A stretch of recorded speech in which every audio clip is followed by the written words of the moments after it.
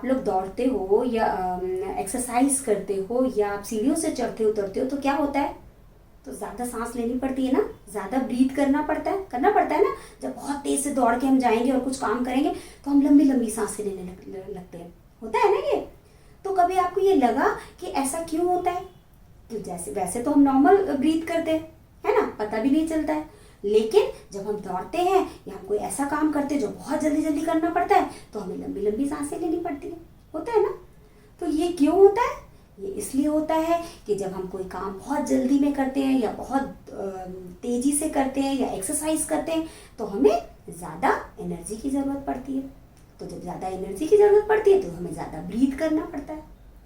तो अब यहाँ पर आप ये क्वेश्चन पूछोगे कि एनर्जी तो हमें फूड से मिलती है तो हमें ब्रीथ क्यों करना पड़ता है ज़्यादा? तो सारे क्वेश्चंस का आंसर आज हम किस टॉपिक में समझेंगे? आज हम समझेंगे रेस्पिरेशन के अंदर। तो आप समझ गए कि आज का हमारा टॉपिक क्या है? तो आज का हमारा टॉपिक है रेस्पिरेशन। ठीक, तो उसके अंदर हम कौन कौन से सब टॉपिक पढ़ेंगे? उसके अंदर हम पढ़ेंगे definition, then types of respiration और उसके बाद व्हाई डू वी रेस्पायर। तो सबसे पहले हम जानेंगे डेफिनेशन कि व्हाट इज रेस्पिरेशन। तो रेस्पिरेशन क्या होता है? तो the process of releasing energy from food is called respiration. इसका क्या मतलब हुआ कि वो प्रोसेस जिसके थ्रू फूड से एनर्जी रिलीज होती है उस प्रोसेस को हम क्या कहते हैं? रेस्पिरेशन कहते हैं। ठीक है, तो अभी इसको हम और डिटेल में समझेंगे कि इसका क्या और मतलब होता है। ठीक है, तो उसके लिए हम सबसे पहले क्या जानेंगे? Types of respiration. ठीक, तो इसमें कौन कौन से टाइप्स हो गए? फर्स्ट है external respiration, then internal respiration और लास्ट में सेलुलर रेस्पिरेशन। तो सबसे पहले हम किसके बारे में जानेंगे? एक्सटर्नल रेस्पिरेशन के बारे में। ठीक, तो जब आपसे कोई ऐसे पूछे कि रेस्पिरेशन किसे कहते हैं तो जनरली आप लोग क्या कहते हो? ब्रीदिंग को, है ना, कि हमने ऑक्सीजन को अंदर लिया और कार्बन डाइऑक्साइड को बॉडी से बाहर निकाला तो वही प्रोसेस है रेस्पिरेशन, ये कहते हैं ना। लेकिन ऐसा ठीक नहीं है। क्या होता है? जो ब्रीदिंग है, ब्रीदिंग जो है वो रेस्पिरेशन का एक पार्ट है। ठीक, इसे पूरी तरह से रेस्पिरेशन नहीं कह सकते, ये रेस्पिरेशन का एक पार्ट है। तो ब्रीदिंग में क्या होता है? ब्रीदिंग में एक्सचेंज ऑफ गैसेस, है ना। ब्रीदिंग को क्या कहते हैं? ब्रीदिंग में क्या होता है कि ऑक्सीजन को हम लेते हैं अपनी बॉडी के अंदर और कार्बन डाइऑक्साइड को बॉडी से बाहर निकालते हैं। और वो प्रोसेस जिसमें हम ऑक्सीजन को अंदर लेते हैं, मतलब जो एयर लेते हैं उसमें ऑक्सीजन होती है, तो वो प्रोसेस, उस प्रोसेस को हम क्या कहते हैं? इनहेलेशन। और जिस प्रोसेस से हम कार्बन डाइऑक्साइड को बाहर निकालते हैं उसे हम क्या कहते हैं? उसे हम कहते हैं एक्सहेलेशन या एक्सहेल करना। तो ये क्या प्रोसेस हो गया? ये ब्रीदिंग हो गया। तो ब्रीदिंग में हम ऑक्सीजन को अपनी बॉडी के अंदर लेते हैं, किसके थ्रू? अपने नोज के थ्रू, नोज में जो नॉस्ट्रल्स हैं उसके थ्रू, है ना, और निकालते भी नोज के थ्रू है। नेजल पार्ट से ये वाली एक्सरसाइज होती है ब्रीदिंग की। ठीक, अब इसके बाद किस पे आ गए हम? इंटरनल रेस्पिरेशन पे। ठीक, तो सबसे पहले हमने क्या ली? ऑक्सीजन को अपनी बॉडी के अंदर लिया थ्रू नॉस्ट्रिल। अब यहाँ पे क्या होता है? यहाँ पे जो ऑक्सीजन हमारी बॉडी के अंदर गई वो सबसे पहले कहाँ जाती है? वो लंग्स में जाती है। ठीक, और लंग्स के बाहर क्या होती है? ब्लड वेसल्स होती है। तो ये जो ब्लड वेसल्स होती हैं इनके थ्रू ये ऑक्सीजन सारी बॉडी में जाती है, मतलब सारी बॉडी में ट्रांसपोर्ट होती है। ठीक, तो ये ऑक्सीजन अब कहाँ गई? लंग्स से ब्लड वेसल्स के थ्रू, ब्लड के थ्रू वो सारी बॉडी में चली गई। ठीक, और बाद में अल्टीमेटली वो कहाँ पहुंचती है? सेल के अंदर। क्यों? क्योंकि सेल, जैसे मैंने आपको बताया था कि सेल क्या होते हैं? सेल स्ट्रक्चरल और फंक्शनल यूनिट है हमारी बॉडी के। जो हमारी बॉडी की सबसे छोटी यूनिट है वो क्या है? वो सेल है। तो इसका मतलब ऑक्सीजन कहाँ जाएगी? सबसे बाद में, सबसे लास्ट में ऑक्सीजन सेल में जाएगी, सारे ब्लड से होते हुए। ठीक, तो अब जब सेल में चली गई तो इस प्रोसेस को हम क्या कहेंगे?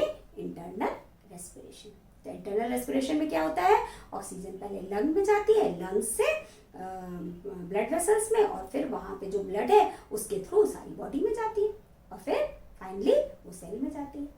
तो इस प्रोसेस को हम इंटरनल रेस्पिरेशन कहेंगे। इसके बाद कहाँ पे आ गया? सेलुलर रेस्पिरेशन में। तो जैसा इसके नाम से पता है सेलुलर रेस्पिरेशन मतलब जो रेस्पिरेशन सेल के अंदर होता है उसे हम सेलुलर रेस्पिरेशन कहते हैं। ठीक, अब ये क्या चीज है? अब जैसे आपको पता है कि सेल जो है वो सबसे बेसिक यूनिट है हमारी बॉडी की, फंक्शनल यूनिट है और स्ट्रक्चरल भी, बेसिक स्ट्रक्चरल और फंक्शनल यूनिट है। तो इसका मतलब सेल में सारे फंक्शंस होते हैं। अगर सेल को सरवाइव करना है या सेल को जिंदा रहना है या सेल को कोई भी एक्टिविटीज परफॉर्म करनी है तो उसके लिए क्या चाहिए सेल को? उसके लिए सेल को एनर्जी चाहिए, चाहिए ना। तो जैसे सेल में बहुत सारे फंक्शन होते हैं, सेल में एक्सक्रीशन होता है, सेल में और सारी चीज़ होती है, सेल का डिवीजन होता है, या बहुत सारी एक्टिविटीज़ होती हैं सेल के अंदर। तो वो सारी एक्टिविटीज़ कैसे होंगी? वो सारी एक्टिविटीज़ ऐसे होंगी कि जब उसमें सेल को एनर्जी मिलेगी। तो सेल के अंदर क्या होता है? तो सेल को कोई भी फंक्शन करने के लिए उसको क्या चाहिए? उसको एनर्जी चाहिए। ठीक, तो वो एनर्जी कहाँ से मिलेगी? वो एनर्जी जो सेल के अंदर फूड है, जब उसको तोड़ा जाएगा फिर उसके अंदर से वो एनर्जी, तो जो वही एनर्जी जो सेल के अंदर जो एनर्जी है वो क्या करेगी? वो सेल के जितने भी फंक्शन है, जितने सारे फंक्शन है उसको परफॉर्म करने के लिए सेल की हेल्प करेगी। ठीक है, तो ये क्या हो गया?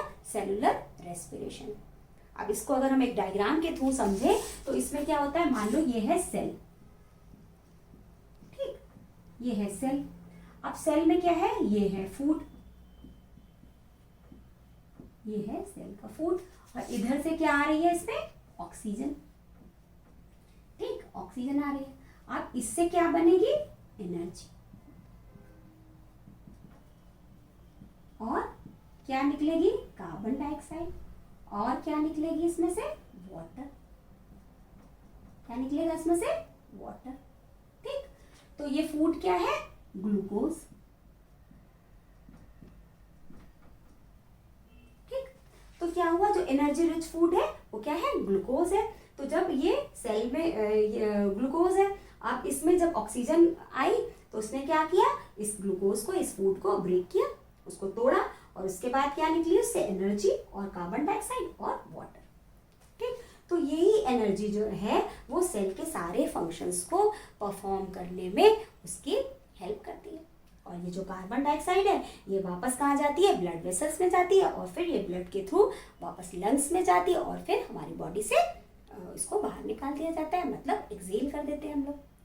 तो ये हो गया हमारा सेलुलर रेस्पिरेशन। और इसमें और क्या एक चीज़ निकलती है? इसमें और एक चीज़ निकलती है, वाटर।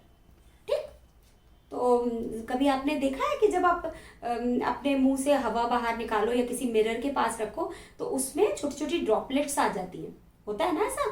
तो वो किसकी वजह से होता है?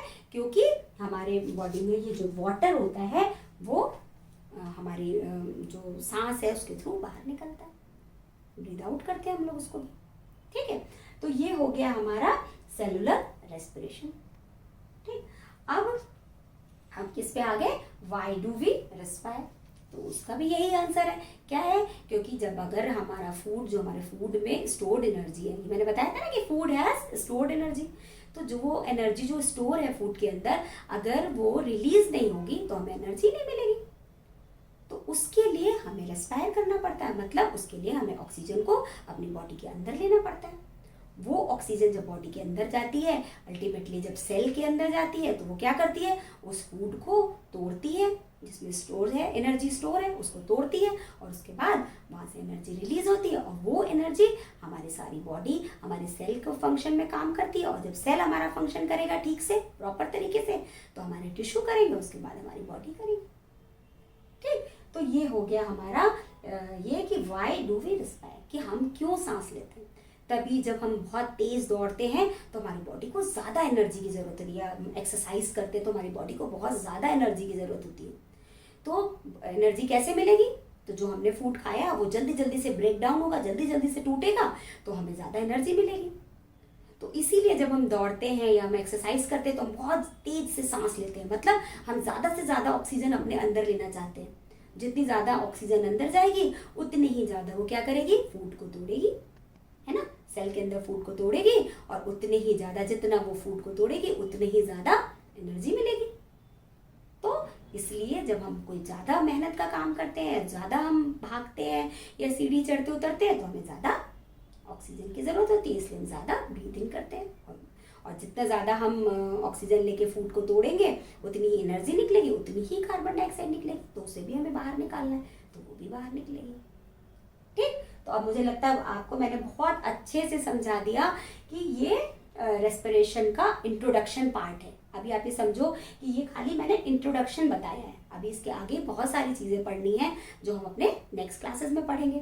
तो आज की क्लास में हमने क्या पढ़ा, डेफिनेशन पढ़ा, टाइप्स ऑफ रेस्पिरेशन पढ़ा, जिसमें हमने क्या क्या पढ़ा, external respiration, internal respiration and then cellular respiration, और फिर व्हाई डू वी रेस्पायर। लेकिन अभी आपको अभी भी कोई मुश्किल है तो आप मुझसे कमेंट बॉक्स में पूछ सकते हो, ठीक। अब यहाँ पे मैं एक बात और आपको बता दूं कि जो रेस्पिरेशन का प्रोसेस होता है वो किसके अपोजिट होता है, वो किसका उल्टा होता है, वो होता है फोटोसिंथेसिस का उल्टा।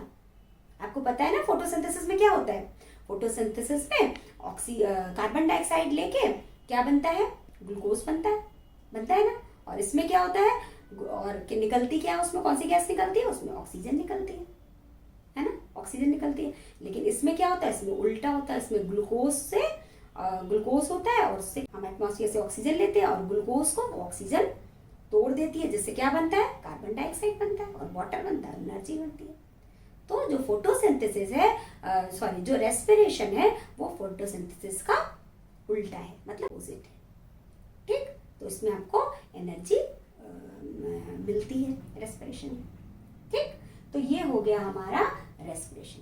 लेकिन फिर भी अगर आपको कोई क्वेश्चन हो तो आप उससे, और अगर आप नए हो और आपको मेरे वीडियो देखने, एजुकेशन वीडियो देखने, तो आप क्या करोगे, आप सब्सक्राइब करोगे और बेल बटन दबाओगे, जिससे आपको मेरे वीडियो सबसे पहले दिख सके, है ना। तो मिलते हैं नेक्स्ट क्लास में, तब तक के लिए बाय।